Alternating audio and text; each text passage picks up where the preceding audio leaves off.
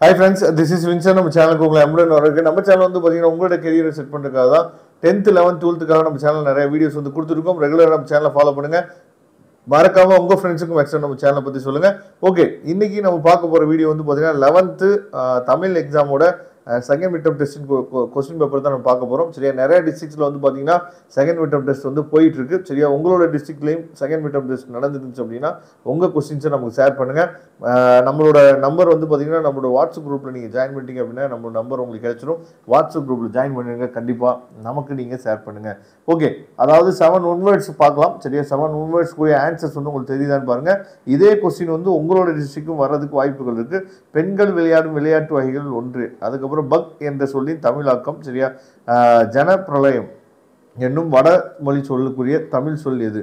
அழகும் அறிவும் இளமையும் வாய்ந்தவன். சரியா, யாரிடம் கூறியது?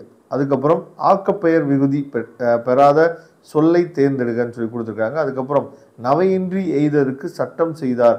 அடிகோட்டிட சொல்லி பொருள் என்னன்னு சொல்லி கேட்குறாங்க. நவையின்றி அப்படின்னா என்ன? தேவாரத்தில் டேஸ் பண்புகளில் பாடல்கள் உள்ளன. சரியா, இதை பார்த்துங்க. அதுக்கப்புறம் 2 மார்க் கொஸ்டின்ஸ் வந்து இந்திய கட்டடக்கலையின் 3 வகைகள் யாவை? சாழல் என்றால் என்ன? பயம் இல்லை, புணர்ச்சி விதி கருவு. அதுக்கப்புறம் உழைப்பாளர்களின் தோல் வலிமையால் விளைந்தவை யாவை? அலைக்கடல் ஒதுக்கியவர் இலக்கண குறிப்பு தருகன்னு சொல்லி கொடுத்துருக்காங்க. அதுக்கப்புறம் பராக்சோ ஓவியம் என்றால் என்ன?